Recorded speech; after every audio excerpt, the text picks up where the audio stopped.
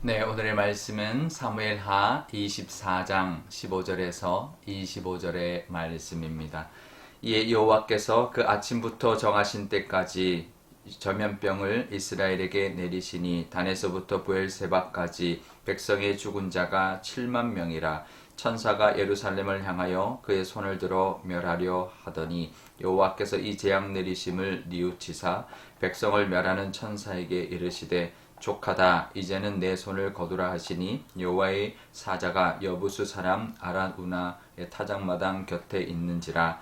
다윗이 백성을 치는 천사를 보고 곧 여호와께 아뢰어 이르되 나는 범죄하였고 악을 행하였거니와 이 양무리는 무엇을 행하였나이까. 청하건대 주의 손으로 나와 내 아버지의 집을 치소서 하니라. 이날에 갓이 다윗에게 이르러 그에게 아뢰되 올라가서 여부스 사람 아라우나의 타작마당에서 여호와를 위하여 제단을 쌓으소서 하매 다윗이 여호와께서 명령하신 바 갓의 말대로 올라가니라. 아라우나가 바라보다가 왕과 그의 부하들이 자기를 향하여 건너옴을 보고 나가서 왕 앞에서 얼굴을 땅에 대고 절하며 이르되 어찌하여 내 주 왕께서 종에게 임하시나이까 하니 다윗이 이르되 내게서 타작마당을 사서 여호와께 제단을 쌓아 백성에게 내리는 재앙을 그치게 하려 함이라 하는지라. 아라우나가 다윗에게 아뢰되 청하건대 내 주 왕은 좋게 여기시는 대로 취하여 드리소서. 번제에 대하여는 소가 있고 뗄나무에 대하여는 마당질하는 도구와 소의 멍에가 있나이다.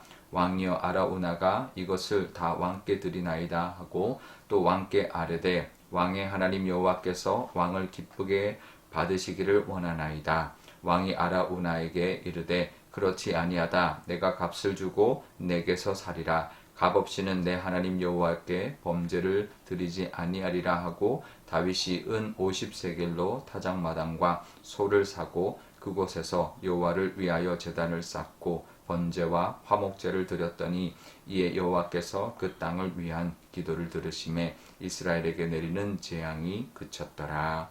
아멘. 네, 잠깐 기도하겠습니다. 아버지 하나님, 5월 한 달을 잘 보내고 또 하나님 6월을 앞두고 하나님의 말씀 앞에 서 있습니다. 이 사무엘하의 말씀으로 오늘도 우리에게 주시는 하나님의 음성 듣게 하여 주옵소서. 감사드리며 예수님의 이름으로 기도드리옵나이다. 아멘. 네. 오늘 어제부터 오늘까지 본문이 다윗이 인구 조사를 했던 그 범죄에 대하여 기록해주고 있습니다. 그런데 다윗이 범죄했는데 왜 전염병이 나서 이스라엘 백성이 7만 명이나 죽었을까? 왜 다윗 때문에 죄 없는 사람들이 이렇게 죽게 만들었을까? 이런 의문이 좀 들 수 있고요. 또 1절에 보면 하나님이 다윗을 격동하사 인구 조사를 하게 하셨다, 이렇게 나와 있습니다. 그러니까 하나님이 하신 게 아니냐, 그렇게 볼 수가 있는데요. 우리가 이 똑같은 사건을 역대상 21장에도 기록해주고 있는데요. 거기서는 사탄이 다윗을 충동질했다, 이렇게 말합니다. 그러면 이게 사탄이 한 건지 하나님이 하게 한 건지, 이제 왜 이제 본문이 다른가, 이렇게 볼 수 있는데, 이제 결과적으로는 사탄이 다윗을 이제 충동질해서 했지만 하나님이 그 모든 것도 다 알고 다 그 하나님 안에서 행해진 것이다, 이렇게 우리가 보아야 합니다. 그렇다면 다윗이 범죄를 했는데 왜 이스라엘 백성들이 그렇게 무고하게 죽게 만들었는가, 그것은 또 어떻게 봐야 되는가, 이런 의문을 가질 수가 있습니다. 그러면요, 24장 우리 1절에 보면 인구조사할 때 뭐라고 말씀하시냐면 하나님이 다시 이스라엘 향해 진노하사 그들을 치시려고 그런 것이다, 이렇게 말을 합니다. 그러니까 다윗이 아니라 이스라엘을 향해 진노하신 게 있다라는 거죠. 그게 뭘까요?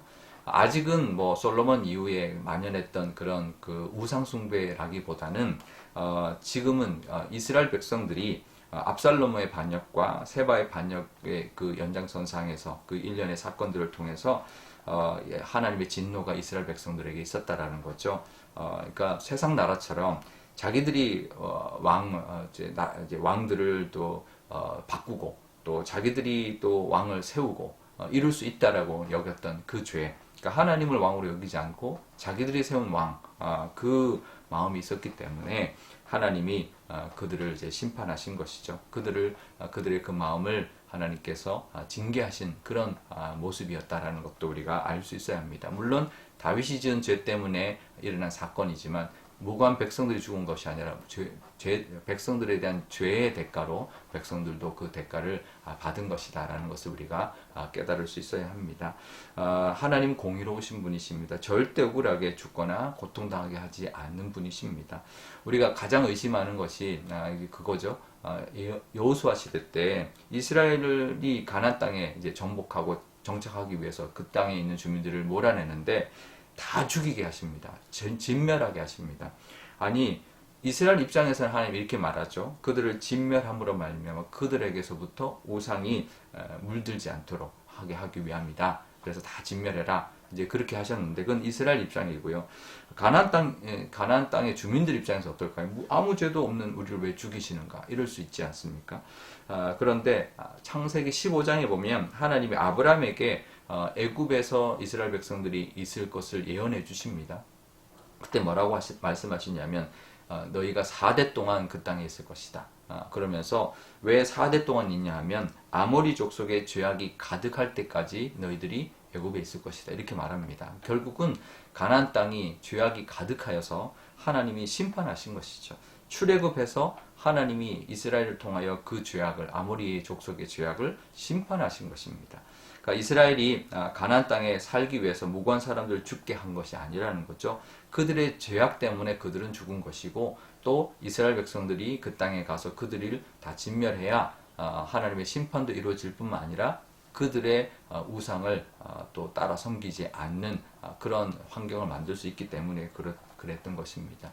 하나님의 공의를 의심하면 안 됩니다.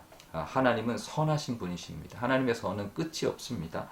하나님 절대 그 누구에게도 억울하게 하시는 분이 아니라는 것을 우리가 기억하면서 신실하시고 선하시고 공의로우시고 사랑의 하나님이라는 것을 믿고 또 오늘도 그 하나님의 성품을 의지하며 살아가는 하나님만 믿고 어떤 상황에서도 하나님을 믿는 믿음을 잃지 않고 그 성품을 붙들고 살아가시는 저와 여러분 되시기를 바랍니다. 다윗이 7만 명이 죽는 걸 보고는 그제서 깨달았죠. 내가 잘못 선택했구나.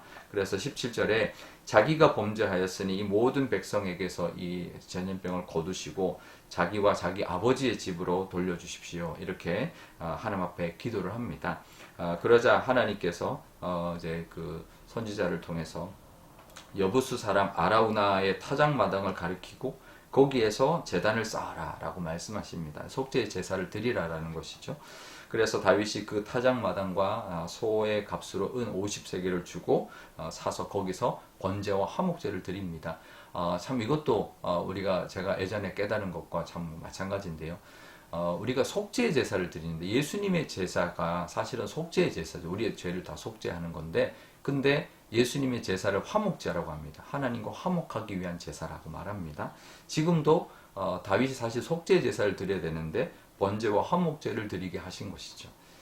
이것은 이 제사가 결국은 속죄의 제사를 통한 예수님의 그 보혈을 통한 속죄의 제사지만 예수님의 그 은혜로 말미암아 하나님과 화목게 되는 제사였다라는 것을 알 수가 있습니다. 그리고 그 땅이 그 아라우나의 그 타작마당이 나중에 솔로몬 성전이 들어서는 곳이 되고 또 1000년 후에는 예수님이 십자가에 달려서서 속죄 제물이 되는 곳이 되었던 것입니다.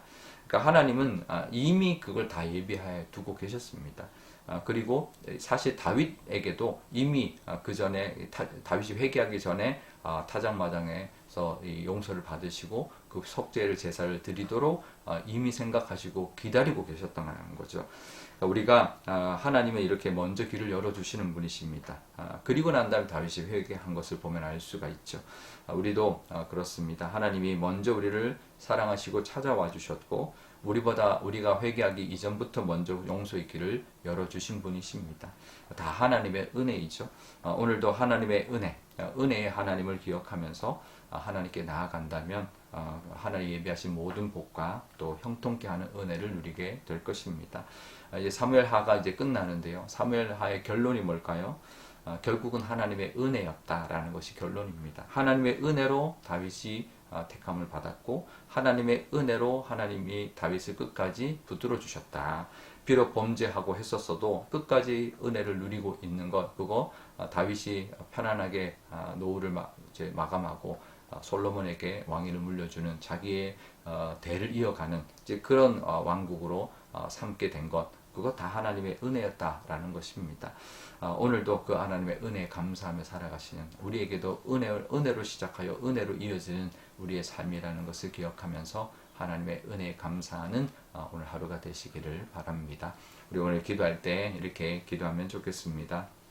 먼저 하나님은 공의로우신 분이라는 것, 하나님은 공의로우시며 선하심이 끝이 없으시며 또 우리를 사랑하시고 또 우리에게 그 모든 은혜를 부어주시는 하나님이다 라는 것을 기억하면서 그 하나님의 성품을 붙들고 살아가는 오늘 하루가 되게 달라고, 또 하나님께서 모든 길을 예비해 두셨습니다. 우리 예수님의 그 십자가 길뿐만 아니라 우리의 삶의 모든 길도 하나님이 다 예비하고 계시는 은혜가 있다는 것, 시작도 은혜였지만 우리가 살아가는 모든 과정이 다 은혜고 끝도 은혜다라는 것을 기억하면서 하나님께 은혜를 바라보며 보내는 오늘 하루 되게 달라 기도하면 좋겠습니다. 또 오늘 수요일입니다.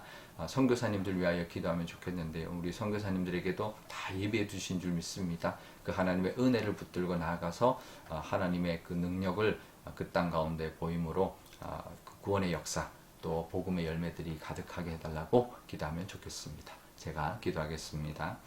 아버지 하나님 감사합니다. 오늘도 하나님의 이 말씀 의지하며 5월의 마지막 날을 보냅니다. 6월을 하나님 기다리면서 이 하나님의 말씀 하나님 의지합니다.